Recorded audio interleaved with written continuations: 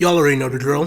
Telltale's The Walking Dead Season 1, Episode 2, Long Road Ahead. Released August 28th, 2012.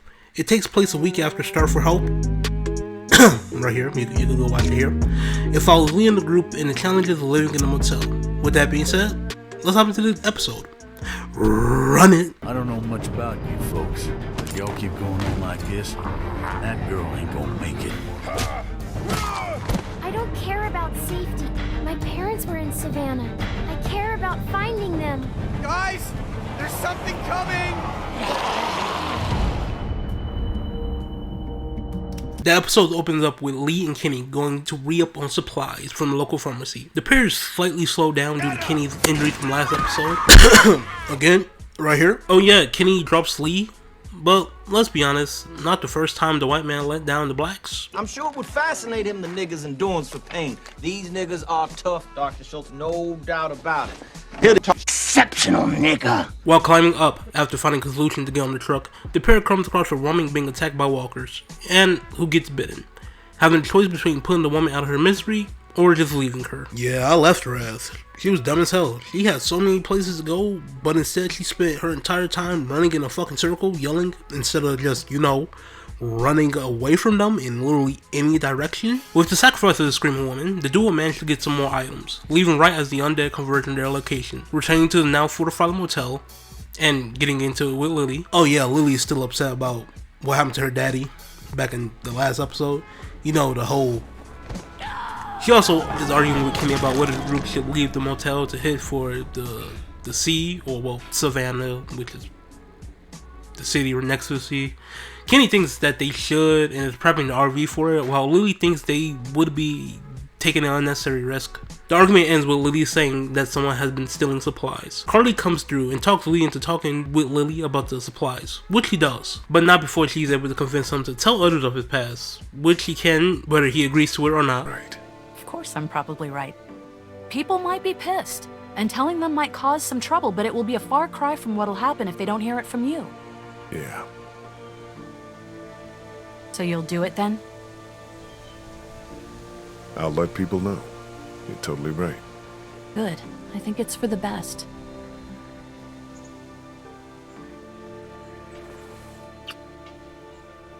Don't call me small. We got the ass! Lee goes and talks to Lee, who informs him that someone's been scheming medicine up the top, and that the count is off. This leads to Lee investigating with the help of Duck. It's optional. Sorry? I heard you guys talking. You need to unhear all of that. Can I help? What did I just say? You're the Grace Detective, and I can be Dick Grayson, your ward. That's Robin. I know who it is. The pair searches the area until they find the drugs in the outside of the motel.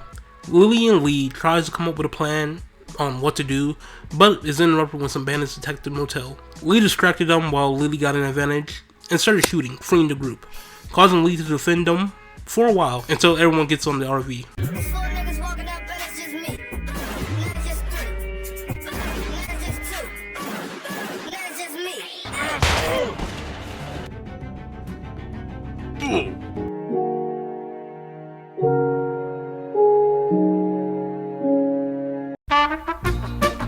The crew dips, now with everybody in the RV. Lee starts bugging out, talking about how there's a traitor amongst them, and she just starts questioning everyone, mostly Carly and Ben. Just straight wild. Nah, she right. There is a snake in the group that was giving out supplies, and they need to be dealt with. The only reason why you think she is bugging because she's going after Carly, aka Lee's bae, aka the woman keeping the meat to box ratio steady. The argument is so strong that it distracts Kenny, who's driving, causing him to hit a walker, stopping the group in their tracks. Kenny hops out to go check the damage while the group steps out to argue even more. Lily is blaming Ben and Carly is sticking up for him. This leads to Lily wanting to vote him out. Thank you, Lee. Please, listen to him. Please don't kick me out of the group. We won't. Tell me. Now. There. I got him. Please, let's just get back in That's the not RV. happening. You think you're some tough bitch, don't you? Like nothing can hurt you. But you're just a scared little girl. Get the fuck over it. Take a page from Lee's book and try helping somebody for once.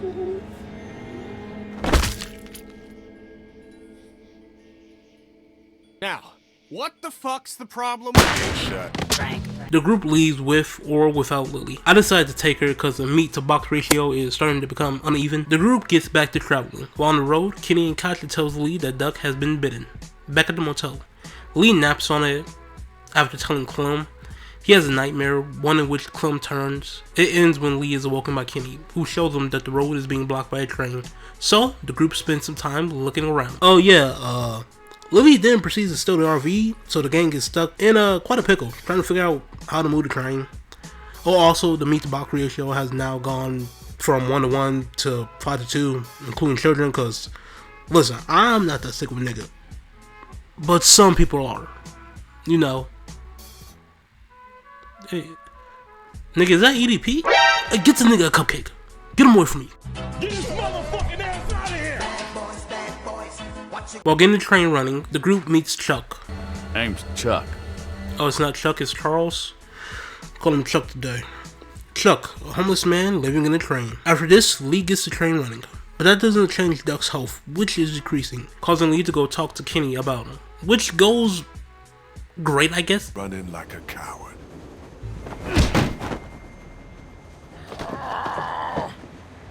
Stupid, I'm not gonna let you get the chance. The fuck? Got me all the way fucked up. We run this bitch back.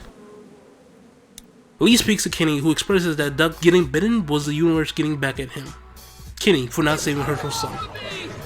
But he comes to the realization that his son is infected and will turn, so he decides to stop and deal with it, which goes pretty good. What the? No! Ben, take Clementine into the train. Go, it'll be fine.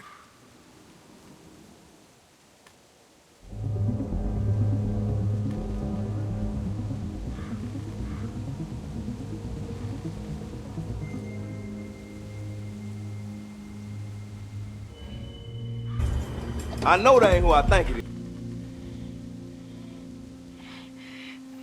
is. Cat! Katja!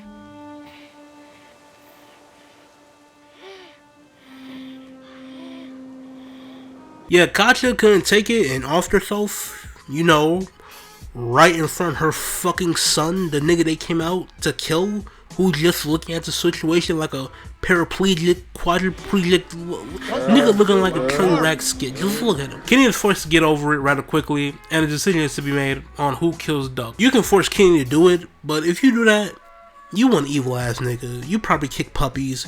You probably go to blind people's houses, break in and move around their furniture. You probably pop niggas in wheelchairs tires. Just on some real devious shit.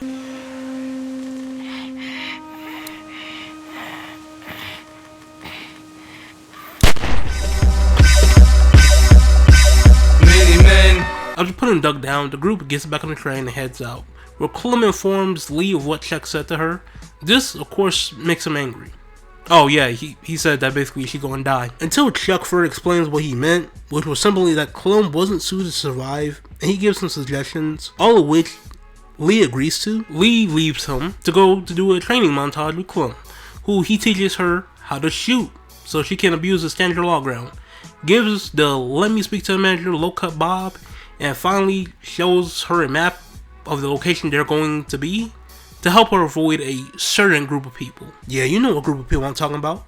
Usually on the taller side, can't or don't have a job, tries to make everything a joke, makes excuses on why their life is so damn hard and why people like targeting them. You know what I'm talking about. EDP's people. Pedophiles. State of Florida has asked us to disclose our sexual crimes to you.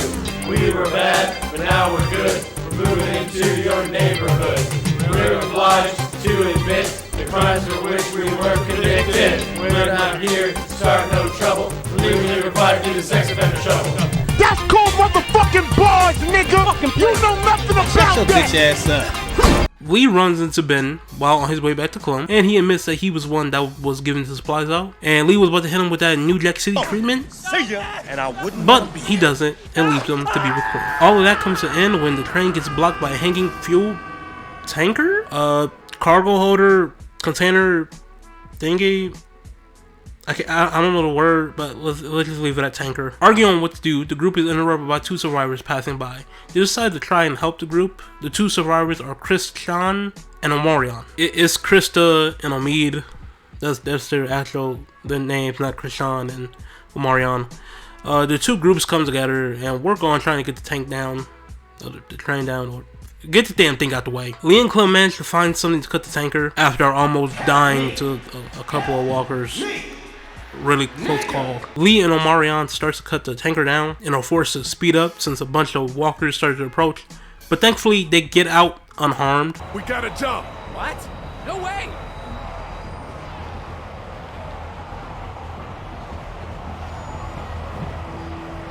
Guys! Come on! Jump. No! Jump, damn it. Still no!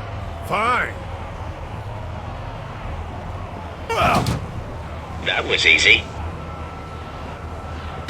They get on the train and continue on to Savannah. Lee and Kenny discover that someone knows that they are coming.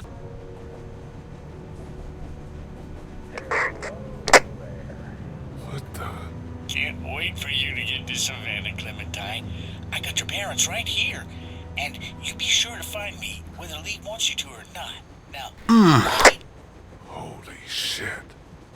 I thought that fucking thing was broken. So did I.